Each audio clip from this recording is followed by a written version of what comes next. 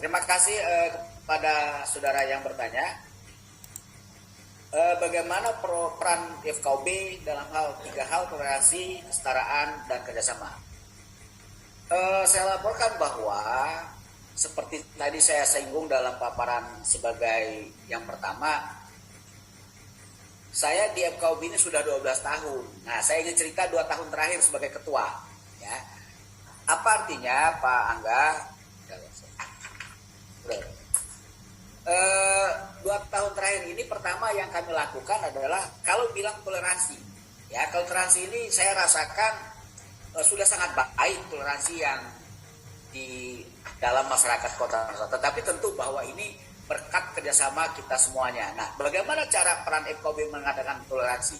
Kita secara berkala ada kajian bahasanya, kajian lintas agama di dalam kantor FKUB.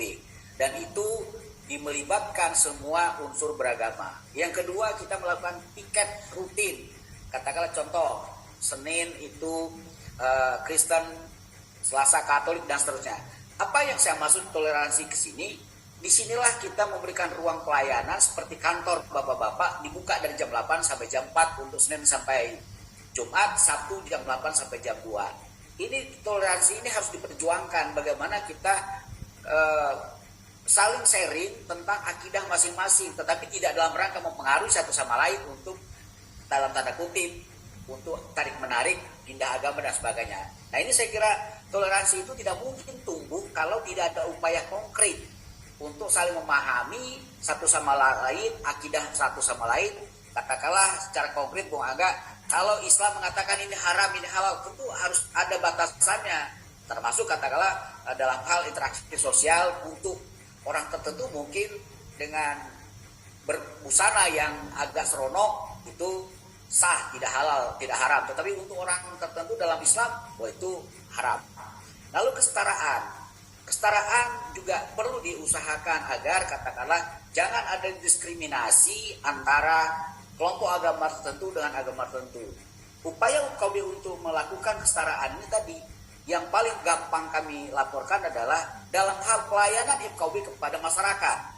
Saya pribadi sebagai ketua yang kebetulan backgroundnya wartawan, saya tidak pernah sungkan untuk sampai ke warung kopi milik etnis tertentu, agama tertentu. Kalau memang mereka perlu kehadiran saya untuk mendapatkan semacam pengarahan dan sebagainya.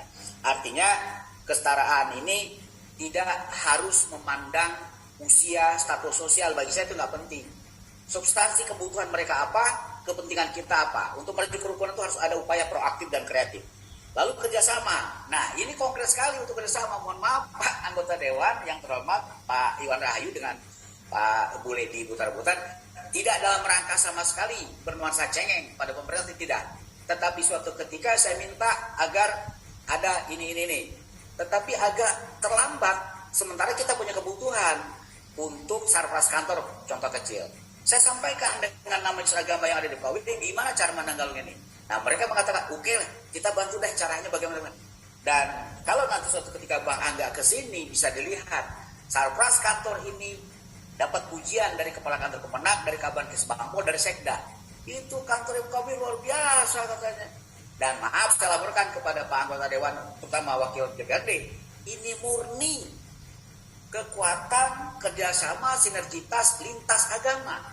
Masjid sumbang ini, gereja sumbang ini, gereja Katolik sumbang ini, vihara sumbang ini, semua lengkap. Puji Tuhan, syukurlah, saya kira itu jawabannya.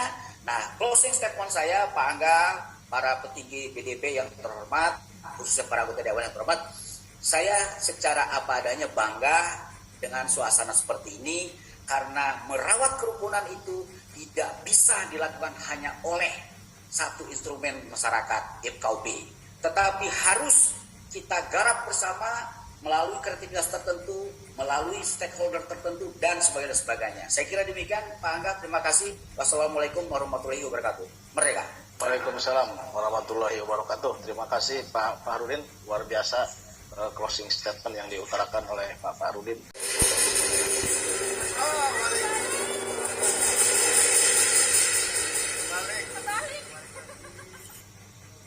Oke, itulah pertunjukan barongsai tadi. Kalau kata Pak Ade, kalau misalkan di Tangsel ini barongsai menjadi lestari, maka akan bisa menjadi daya tarik sendiri bagi masyarakat atau masyarakat di luar Tangsel untuk melihat bahwa simbol keberagaman di Tangerang Selatan ini, kebudayaan etnis Tionghoa salah satunya barongsai adalah merupakan suatu hasanah tadi kalau Pak Ade bilang.